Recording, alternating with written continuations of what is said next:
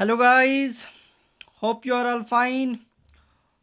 आज हम अकाउंटेंसी जो है पार्ट फर्स्ट इसका फा के लिए और जो फाइनेंस इंस्पेक्टर है उसके लिए इम्पोर्टेंट रहेगा। उसमें हम टॉप 500 प्लस एमसीक्यूज़ को विद एक्सप्लेनेशन वो कवर करेंगे, जहां से आपको डायरेक्ट एग्जामिनर वहां पे क्वेश्चन वहां से फ्रेम करेगा और बहुत ही इंपॉर्टेंट सीरीज़ रहने वाली है ये। तो आज हम इसमें टॉप 30 कवर करेंगे। कल से हम इसमें इंशाल्लाह 50-50 या 40 प्लस क्वेश्चंस को पर वीडियो लाएंगे ताकि चीज़ें आपको समझ आएँ। तो जो फा का एग्ज़ाम आने वाला है आगे 28 को, बाकी जो फाइनेंस इंस्पेक्टर का जिसकी टेंटेटिव डेट आपको रखी गई है 17 मार्च, तो वो चीज़ें इसमें उन दो एग्ज़ाम्स के लिए बहुत इंपॉर्टेंट है। अकाउंटेंसी तो उसकी एमसीक्यू सीरीज़ आज आपके लिए हम ला रहे हैं। इसको हम कवर करेंगे, बहुत ही इंपॉर्टेंट रहने वाली है। बाकी जो एग्ज़ाम्स होंगी उनका मटेरियल भी आपको साथ साथ मिलता रहेगा। तो इसकी काफ़ी बच्चे डिमांड कर रहे थे सर अकाउंटेंसी भी आप एमसीक्यू सीरीज़ लाओ, तो आज से हम इंशाल्लाह इस पे एमसीक्यू सीरीज़ आपके लिए ला रहे हैं। सो बिना टाइम वेस्ट किया हम सीधा वीडियो पे आते हैं। फर्स्ट क्वेश्चन हमारे पास है इसका।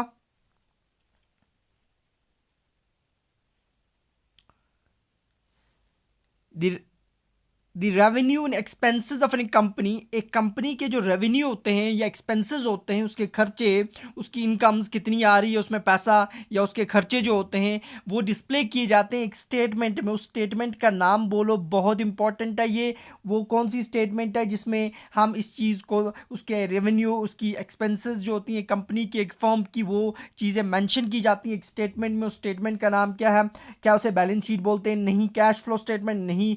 Income statement? हाँ बिल्कुल, यही आपका सी पार्ट इसका आंसर रहेगा, इनकम स्टेटमेंट, जिसमें हम उस एक फर्म जो होगी उसके अंदर रेवेन्यू कितना आ रहा है, उसके एक्सपेंसेस कितने हो रहे हैं, तो इसके लिए हम इनकम स्टेटमेंट बनाते हैं। जो बैलेंस शीट होती है, बैलेंस शीट इसलिए नहीं होती है, वो एक फाइनेंशियल स्टेटमेंट होती है जिसमें कंपनी के जो एसेट्स होते हैं, जो कंपनी के लाइबिलिटीज़ होती हैं, शेयर इक्विटी होती है, तो उन चीज़ों को हम उसमें बताते हैं, किसमें, एक स्पेसिफिक पॉइंट ऑफ टाइम पे बताते हैं, दैट्स कॉल्ड बैलेंस शीट। और कैश फ्लो स्टेटमेंट में एक कंपनी के अंदर, एक फर्म के अंदर कितना कैश आया, कितने कैश गया, या इक्विवेलेंट टू कैश जो भी चीज़ें होंगी, कितनी आई कितनी गई, वो हम इनकम, वो कैश फ्लो स्टेटमेंट में बताते हैं। तो ये हमारे पास था, इंपॉर्टेंट क्वेश्चन है बहुत ज़्यादा। नेक्स्ट हमारा क्वेश्चन क्या रहेगा, जहाँ से क्वेश्चन फ्रेम करता है एग्जामिनर, देखो, the main purpose of accounting, accounting का सबसे मेन पर्पज़ क्या होता है, हम अकाउंटिंग क्यों करते हैं, वो अकाउंटिंग से जो फाइनेंशियल अकाउंटिंग होती है उसका मेन पर्पज़ क्या होता है, वो किस लिए की जाती है? क्या वो प्रोवाइड करती है हमें financial information to the shareholders, जो उसके शेयर होल्डर्स होंगे उसको फाइनेंशियल इंफॉर्मेशन मिलती है टू मेंटेन बैलेंस शीट्स के लिए, to minimise taxes, to keep track of the liabilities?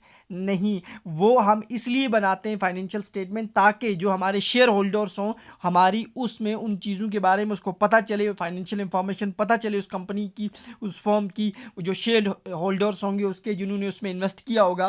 तो उसलिए हम फाइनेंशियल अकाउंटिंग जो होता है उसका मेन पर्पज़ यही होता है, याद रखना। नेक्स्ट क्वेश्चन हमारे पास है,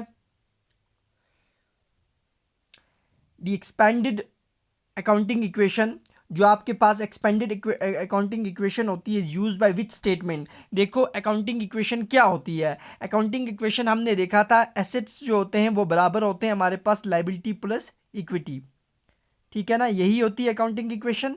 ये अकाउंटिंग इक्वेशन जो होती है हमारे पास, ये इक्विटी क्या हो सकती है, इसमें ऑनर भी हो सकता है, इसमें शेयर होल्डर भी हो सकता है, ठीक है ना। तो ये अकाउंटिंग इक्वेशन जो होती है इसे यूज़ करती है कौन सी स्टेटमेंट? क्या इसे कैश फ्लो स्टेटमेंट यूज़ करती है, क्या इसे बैलेंस शीट, क्या इसे इनकम स्टेटमेंट, या नॉन ऑफ? इसे बैलेंस शीट, क्योंकि बैलेंस शीट में हम एसेट्स, लायबिलिटीज़ और इक्विटी को दिखाते हैं और बैलेंस शीट ही यूज़ करते हैं उसमें। जो होती है हमारे पास बैलेंस शीट, क्योंकि इसी के अंदर एसेट्स, लायबिलिटीज़ और शेयर होल्डर्स की इक्विटी को जो होती है कंपनी, वो एक पॉइंट, एक स्पेसिफिक पॉइंट ऑफ टाइम पे मेंशन करती है इस स्टेटमेंट के अंदर, वो होती है बैलेंस शीट। तो ये चीज़ याद रखना। नेक्स्ट हमारे पास है question, what type of balance do asset account have? जो आपका एसेट अकाउंट होता है उसमें कौन सा बैलेंस होता है? उसमें कॉन्ट्रे होता है? नहीं। क्रेडिट नहीं, उसमें हमारे पास ऑल ऑफ है वो उसमें डेबिट, क्योंकि जो भी हमारे एसेट्स अकाउंट होते हैं वो हमेशा डेबिट बैलेंस दिखाते हैं। वो कौन से बैलेंस दिखाते हैं? डेबिट। ये चीज़ याद रखना, एसेट्स अकाउंट हमेशा डेबिट बैलेंस दिखाते हैं। नेक्स्ट क्वेश्चन हमारा क्या है? The kind of the debit which are need to be repaid in a short term और शॉर्ट टर्म, जो आपको कम वक्त में वो कर्ज डेबिट्स होते हैं जो कर्जे आपको कम एक शॉर्ट पीरियड ऑफ टाइम में पे करने होंगे, उन्हें हम क्या बोलते हैं? उन्हें करंट लायबिलिटीज़ बोलते हैं। लायबिलिटी क्या होती है? लायबिलिटी आपको पता है, जिसने भी अकाउंटिंग पढ़ी है, जो आपके कर्ज होते हैं जो आपको बाहर देना पड़ता है वो लायबिलिटी होती है, ऑब्लिगेशंस ऑफ द कंपनी होती हैं। तो करंट लायबिलिटी वो होती है जो आपको एक शॉर्ट पीरियड ऑफ टाइम में, यानी अकाउंटिंग पीरियड जो खत्म होता है 1 साल, उसके बाद जो पीरियड आता है उसके अंदर अंदर उसको पे करनी पड़ती हैं। फिक्स लायबिलिटीज़ आपको आगे कमिंग 2 4 5 साल में करोगे, फिक्स लायबिलिटीज़ होती हैं। डेप्रिशिएटिंग एसेट्स, और उसके बाद इंटेंजिबल, टेंजिबल जिनको हम टच कर सकें, जिनकी फिजिकल एसेट्स एग्जिस्टेंस हो, उन्हें टेंजिबल बोलते हैं। और इंटेंजिबल होगी जिनकी फिजिकल एग्जिस्टेंस नहीं होती है, जैसे हमारे पास पैटेंट्स आते हैं, ये चीज़ें याद रखना। तो ये हमारे पास इंटेंजिबल में आती है, ठीक है ना। या फिर हमारे पास ट्रेडमार्क्स आते हैं डिफरेंट, ये इंटेंजिबल में। नेक्स्ट हमारे पास क्वेश्चन है, the account which increase the equity, एक अकाउंट जिससे आपकी इक्विटी बढ़ेगी, वो कौन सा अकाउंट होता है? इक्विटी कब बढ़ती है? जब पैसा आता है, जब रेवेन्यू आएगा तभी तो इक्विटी बढ़ेगी ना। तो रेवेन्यू आएगा तो तभी तो बढ़ेगी, ट्रेजरी स्टॉक से नहीं, क्रेडिट से, अकाउंट से तो नहीं आएगा ना, डेबिट से नहीं।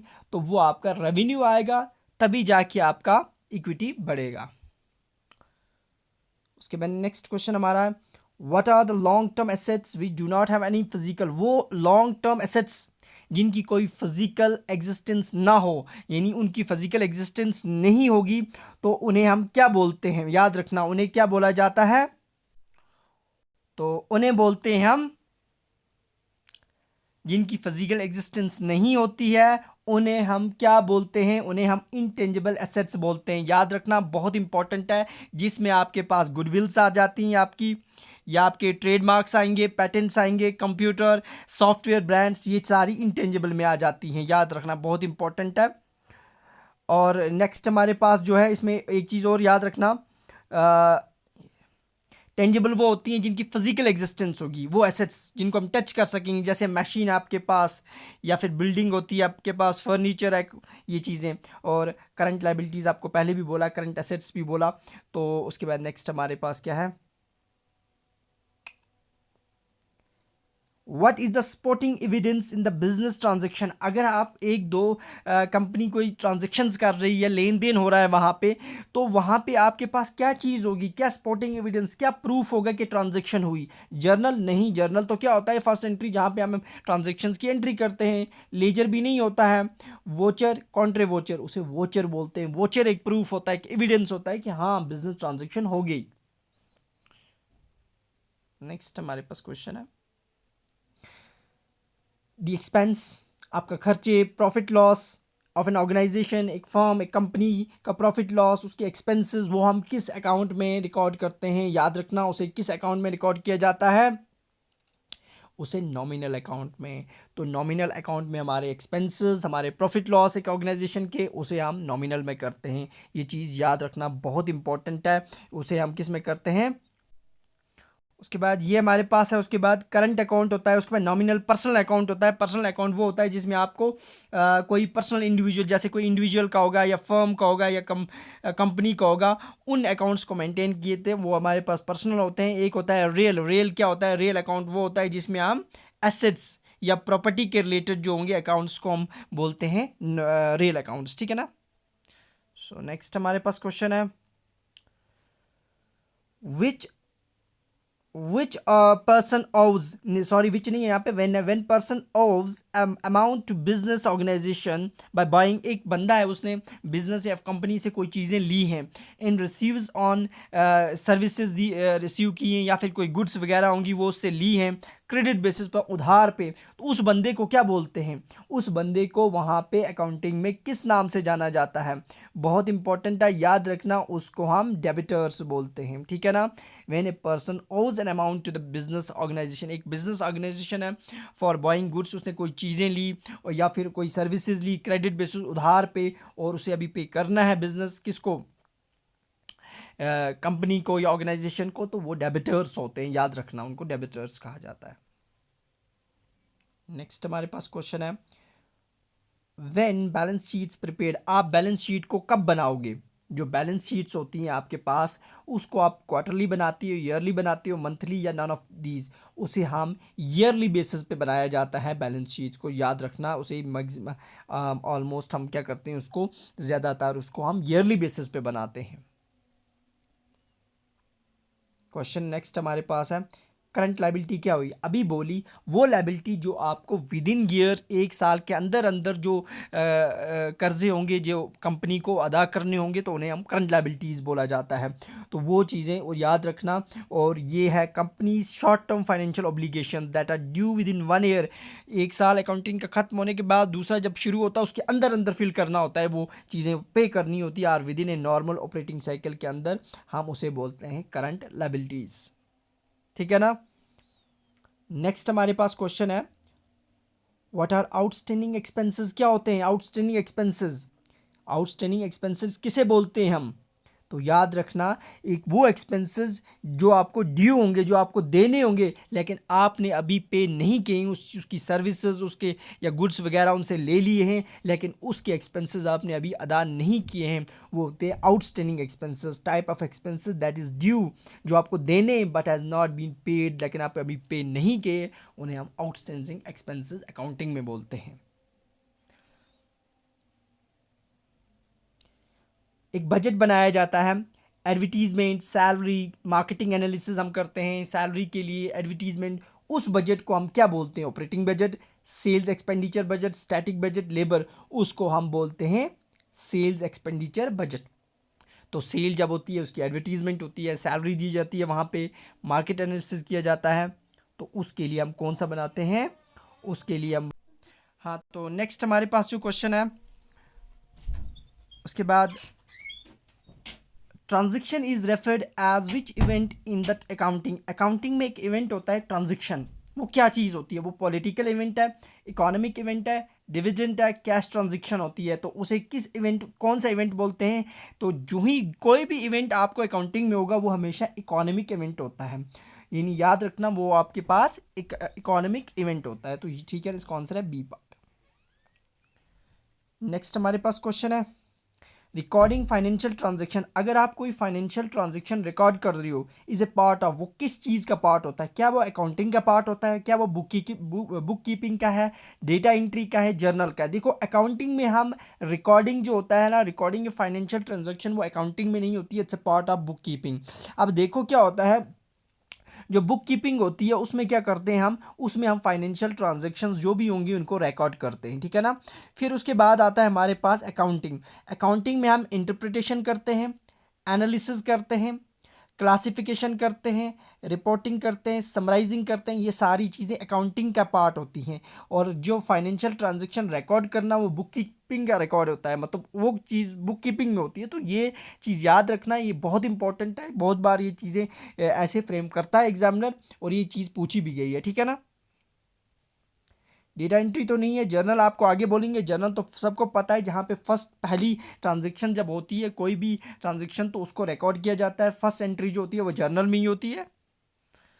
नेक्स्ट हमारे पास, एग्जामिनिंग ऑफ फाइनेंशियल इंफॉर्मेशन। अगर आपको फाइनेंशियल इंफॉर्मेशन को एग्जामिन करना है, तो उस चीज़ के लिए, उस चीज़ को हम क्या बोलते हैं? एनालिसिस नहीं बोलते हैं, ऑडिटिंग, रिकॉर्डिंग या बैलेंस शीट, उसको ऑडिटिंग बोलते हैं। अब इसमें इंटरनल ऑडिट भी होता है, जो कंपनी खुद करवाती है, खुद उसी के बंदे होते हैं। एक्सटर्नल ऑडिट, जिसमें कंपनी या फर्म जो होंगी, उसका ऑडिट कोई बाहर के जो एक्सटर्नल जो होंगे वो आके करेंगे, तो उसे इंटरनल, एक्सटर्नल ऑडिटर्स दो तरह के होते हैं। तो ऑडिटिंग की जाती है, हिसाब किताब किया जाता है पूरा, क्या चीज़ वहाँ पे ठीक है, क्या गलत है, तो उस चीज़ को हम फाइनेंशियल इंफॉर्मेशन को एग्जामिन करना ऑडिटिंग बोलते हैं।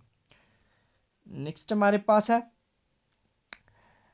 Who is the external user of financial statement. जो फाइनेंशियल स्टेटमेंट्स होती हैं उनका एक्सटर्नल यूज़र कौन होता है? शेयर होल्डर्स, वो तो कंपनी के खुद वहाँ उन्होंने इन्वेस्ट किया होता है, तो वो तो एक्सटर्नल यूज़र नहीं होते, सीईओ नहीं होता, मैनेजर तो नहीं होता, वो क्रेडिटर्स होते हैं। अब क्रेडिटर क्या होता है? वो पर्सन होता है या वो सप्लायर होता है from home company purchase good, जिससे कंपनी ने कोई चीज़ें खरीदी होंगी या सर्विसेज ली होंगी लेकिन क्रेडिट बेसिस पे, उधार बेसिस पे, तो उसे हम बोलते हैं क्रेडिटर। और वो उस कंपनी के लिए, उस फर्म के लिए क्या होते हैं? एक्सटर्नल यूजर्स होते हैं। ये चीज़ याद रखना। What is liability? लाइबिलिटी क्या होती है? It's an obligation. जो कंपनी को कर्ज देना होता है उसे लाइबिलिटी बोलते हैं। अब इसमें दो तरह की लाइबिलिटीज हमने पढ़ी हैं। इसमें हमारे पास फिक्स्ड लाइबिलिटी होती है और करंट लाइबिलिटी हो। करंट होती है विद इन फाइनेंशियल ईयर, जो होता है उसके अंदर अंदर, साल के अंदर अंदर जो कर्ज दिया जाए उसे करंट बोलते हैं। और फिक्स्ड जो होगी, जो आगे 2 3 4 साल में दिया जाए, उसे बोलते हैं हम फिक्स्ड लाइबिलिटी। इसे लॉन्ग टर्म लाइबिलिटी भी बोला जाता है और नॉन करंट भी बोलते हैं, ठीक है ना। तो ये होता है obligation of a company. Next, an asset possessed by a business. एक बिजनेस के पास जो एसेट होगा should be shown in which part of balance sheet. उसे बैलेंस शीट के किस हिस्से में दिखाया जाता है एसेट को? तो सिंपल सी बात है, उसे तो एसेट साइड में ही दिखाएंगे हम। मशीनरी होगी, कोई भी चीज़ होगी, उसे एसेट साइड में दिखाएंगे।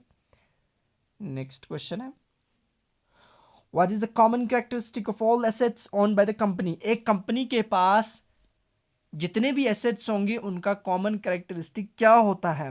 क्या वो सारे इंटेंजिबल होते हैं? नहीं, सारे क्या होंगे? लॉन्ग लाइफ होता है, फ्यूचर इकोनॉमिक बेनिफिट होता है, या नॉन ऑफ दीज। तो जितने भी एसेट्स होते हैं हमारे पास, उनका क्या होता है? उनका एक कैरेक्टरिस्टिक कॉमन होता है कि उनको आगे आपको फ्यूचर में जाके उनके बेनिफिट्स मिलेंगे। ये जो होता है, तमाम जितने एसेट्स होते हैं कंपनी के, उनका ये फ़ायदा है। जैसे मशीन को ले लो, वो ले ली आपने, या आपके लैंड ले ली, एसेट आपके पास, जिसका फ़ायदा आपको 2 3 4 साल बाद होगा, वहाँ पे आप कंस्ट्रक्शन करोगे। वो तो ये चीज़ें होती हैं, ये common characteristic of an asset कि फ्यूचर बेनिफिट्स मिलते हैं आपके। नेक्स्ट हमारे पास क्वेश्चन है, कैपिटा प्लस लाइबिलिटीज, उसे हम क्या बोलते हैं? यही तो अकाउंटिंग इक्वेशन है। देखो, इसे हम बोलते हैं अकाउंटिंग इक्वेशन। तो हमारे पास कैपिटा प्लस लाइबिलिटीज जो होती हैं उसे हम एसेट, क्योंकि हमारे पास कैपिटा प्लस लाइबिलिटीज वो किसके बराबर होता है? एसेट्स। अब इधर उधर करो तो आप देखोगे कैपिटा बराबर होगा, इसी तरह से आप लाइबिलिटी वहाँ रखोगे तो एसेट माइनस कैपिटा, ये चीज़ याद रखना। इस इक्वेशन को आप रीअरेंज कर सकते हो। तो सिंपल सी जानना है, एसेट्स बराबर होती हैं कैपिटा प्लस लाइबिलिटीज के। नेक्स्ट हमारे पास है honours claim on the total assets. अगर पूरे एसेट पे ऑनर जो होता है, मालिक जो होता है, वो क्लेम कर रहा है उस पर, क्या वो लाइबिलिटी है, क्या वो एसेट है, क्या इक्विटी है, या कैश है, वो उसका इक्विटी होगी। यानी वो उस एसेट का मालिक है, उसको क्लेम कर रहा है कि मेरा है, वो यानी दैट मीन्स वो इक्विटी है। तो याद रखना वो क्या है? Equity. What is drawing? Drawing क्या होता है? सिंपल सी बात करना, ड्राइंग क्या होता है? ड्राइंग कुछ नहीं होता है, बिजनेस के अंदर जो भी पैसा निकाला जाता है पर्सनल यूज के लिए, दैट्स कॉल्ड एज ड्राइंग, उसे हम ड्राइंग बोलते हैं। Money that is taken from the business for personal use के लिए जो पैसा निकालते हैं उसे हम ड्राइंग बोलते हैं। Next, what occurs when expenses are greater than income. अगर एक्सपेंसेस आपकी इनकम से ज़्यादा है, सपोज आपकी एक्सपेंस हो रही है, आपकी 1,000 रुपया आप एक्सपेंस कर रहे हो, और एक्सपेंस आपका ज़्यादा है इनकम, और इनकम आपको वहाँ से 500 आ रही है, खर्चा आप 1,000 कर रहे हो, दैट मीन्स आप किस में हो? You are in loss. आप लॉस में हो वहाँ पे, यानी 500 कमा रहे हो और 1,000 का खर्चा कर रहे हो, that mean you are in loss. तो आप लॉस में हो, तो दैट मीन्स वो आपको नेट लॉस होगा वहाँ पे। तो दैट मीन्स 25 का क्या आएगा आपके पास? A answer. उसके बाद नेक्स्ट हमारे पास है, what does the capital of the company increase. अगर आप कंपनी का, एक फर्म का कैपिटा बढ़ता है, तो कैपिटा बढ़ना जो होता है, नहीं sorry, when does the capital of the company increase, आपकी कंपनी का कैपिटा कब बढ़ेगा? कैपिटा कब बढ़ेगा? ड्राइंग डिक्रीज, लायबिलिटी डिक्रीज, जब आपकी लायबिलिटी डिक्रीज आपका कैपिटल बढ़ेगा? नहीं। ड्राइंग डिक्रीज होगा? नहीं। रेवेन्यू इंक्रीज, जब आपका रेवेन्यू बढ़ेगा क्या आपका कैपिटल बढ़ेगा? बिल्कुल, क्योंकि उस वक्त रेवेन्यू बढ़ने से हमारे पास इनकम आएगी। आपका रेवेन्यू बढ़ेगा दैट मीन्स आपका कैपिटल बढ़ रहा है। सो याद रखना, तो रेवेन्यू बढ़ने से आपका कैपिटल बढ़ता है। Next, revenue minus expense. आपका रेवेन्यू जो होगा उसमें से एक्सपेंस निकालेंगे तो आपको क्या मिलेगी? वहां पे रेवेन्यू आपको 1,000 रुपया आ रही है, एक्सपेंस आपको 900 हो रहा है, तो आपको 100 रुपया जो होगा वो क्या होगा? वो आपकी नेट इनकम होगी। That is called as net income. Net loss तो नहीं बोलते, डेप्रिसिएशन नहीं बोलते, वो आपकी नेट इनकम होगी। नेक्स्ट 28 हमारे पास क्या है? What causes the decrease in asset. आपका एसेट कब डिक्रीज होगा? कैश पे परचेज, यानी आपने पैसे दिए और वहाँ से चीज़ें लाई, क्या आपका एसेट कम हो रहा है? तो चीज़ें लाओगे तो एसेट तो बढ़ेगा, परचेज कर रहे हो वहाँ से कोई चीज़ें तो उससे एसेट भी तो बढ़ता है। लायबिलिटीज़ ना, वो तो आपको जा रही हैं, आप दे रहे हो यहाँ से। पेमेंट ऑफ एक्सपेंसेस, जब आप पेमेंट कर रहे हो किसकी? एक्सपेंसेस की, तो जब पेमेंट करोगे एक्सपेंसेस की उससे आपका एसेट डिक्रीज होगा। क्या होगा? डिक्रीज, क्योंकि कैश क्या होता है? एसेट। जब आप कैश दे रहे हो, कोई चीज़ का एक्सपेंस कर रहे हो, वहाँ पे खर्चा कर रहे हो, तो आपका एसेट कम हो रहा है।